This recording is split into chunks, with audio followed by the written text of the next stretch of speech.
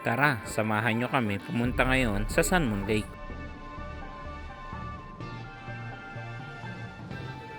Yun, 4 na oras ang biyahe pero pipiliin natin yung bandang dagat ang biyahe. Aabutin ng 5 oras para maiwasan natin yung ulan sa bundok.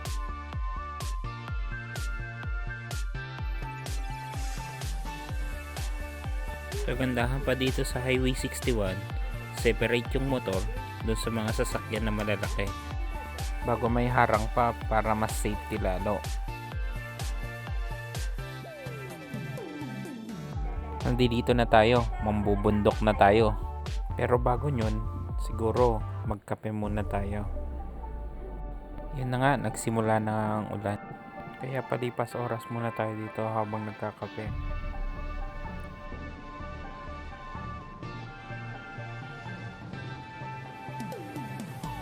Isang kilometro galing doon sa pinagkainan namin. Ito, sobrang init naman.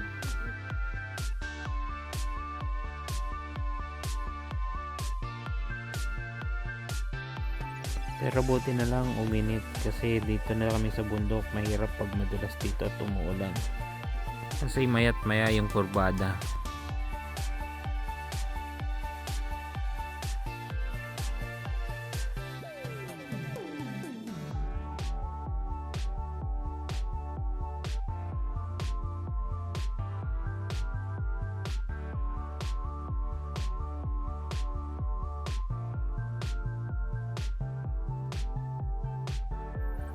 Ayun, Nanto City na tayo.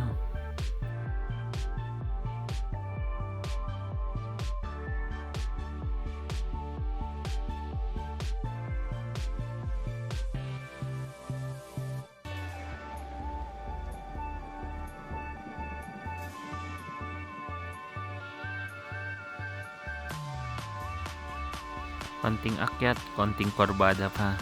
Mararating na natin ng San Moon Lake.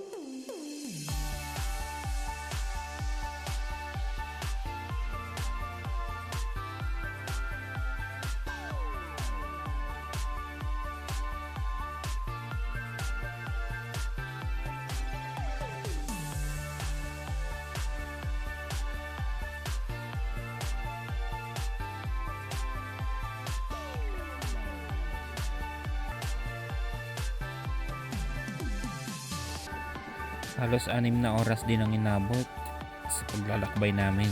Kaya ito, hahanap muna kami ng matutulugan. Tara, samahan nyo kami.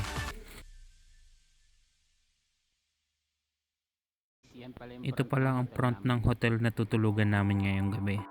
Sa halagang 2,000, room check po tayo. Hop, yung CR may bathtub. Hop, may smart TV. At meron ding magandang tasa na may kape. Pahinga lang tayong konti bago lalakad-lakad tayo sa labas. At hahanap na rin tayo ng kakainan. Dito pala kami kumain.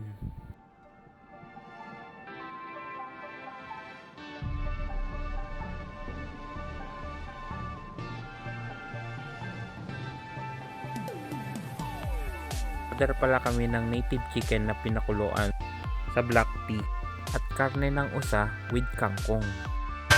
Tulog na at tusog na. Tara, simulan natin ang araw sa pagtambay muna sa lawa at pagtingin sa sikat ng araw.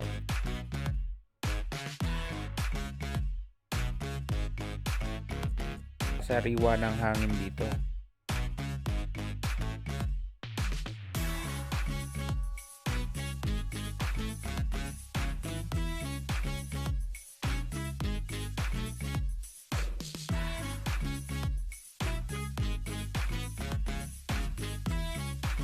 Dito pala kami mamaya sasakay ng cable car.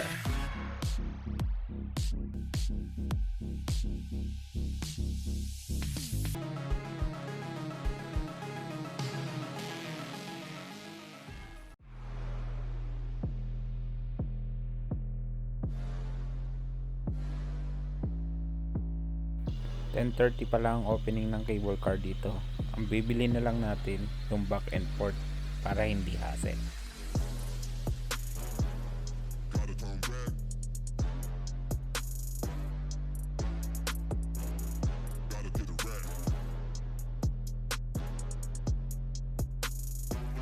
Dito pa lang sa station, medyo relaxing na kasi maganda yung view.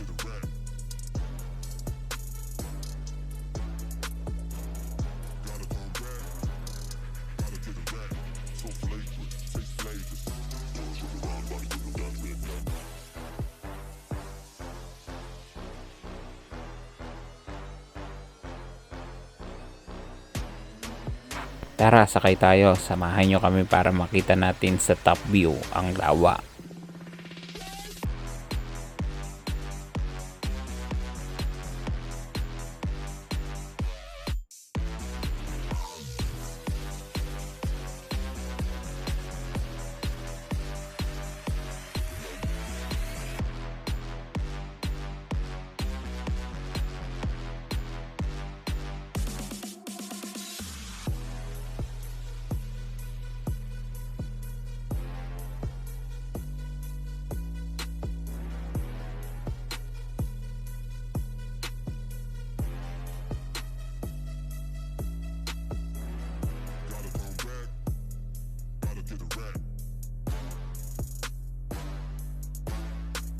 Ang stopover pala nito ay sa Formosan Cultural Village.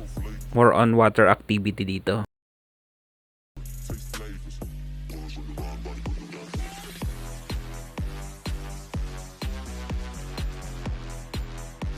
Pero gahol tayo sa oras, kaya ito ang nakuha na lang natin ay back and forth bago pupunta naman tayo mamaya sa pagoda.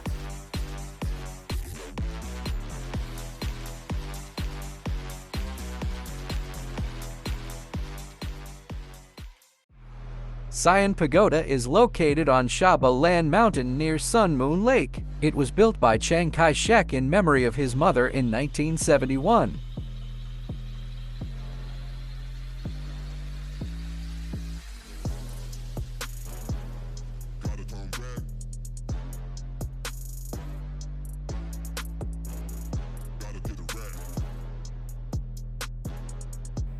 Ayun guys, nakikita na natin yung pagoda.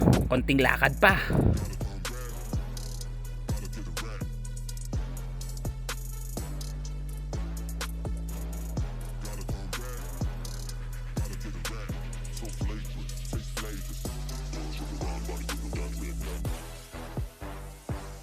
Kitang-kita mo pala yung 360 dito, kaya tara, ikot tayo.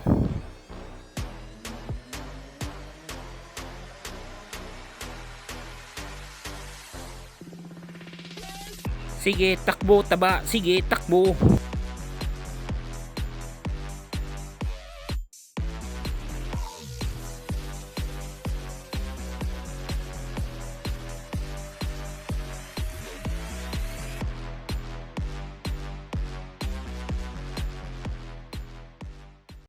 Final stop pala natin ay sa Rainbow Bridge.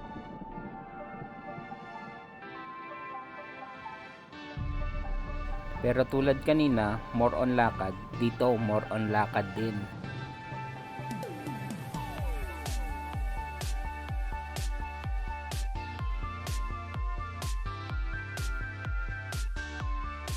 Pero masasabi ko sulit naman ng pagod kasi napakaganda ng lugar.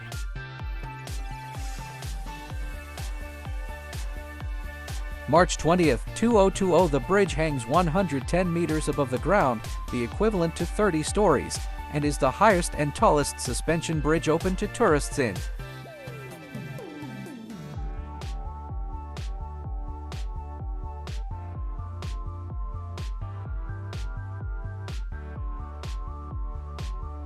At di rin pala mawawala ang napakagandang waterfalls.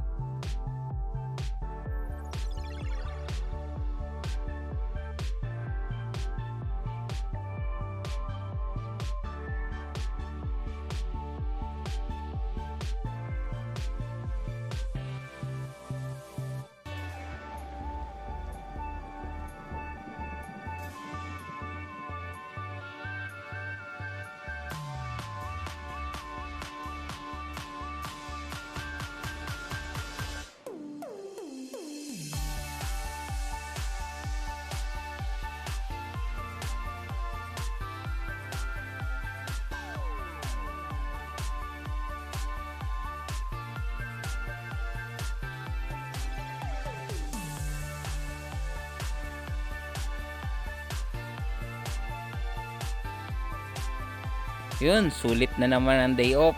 Pagod. Pero napakaganda ng mga lugar. Kaya hanggang sa muli nating paglalakbay. Salamat!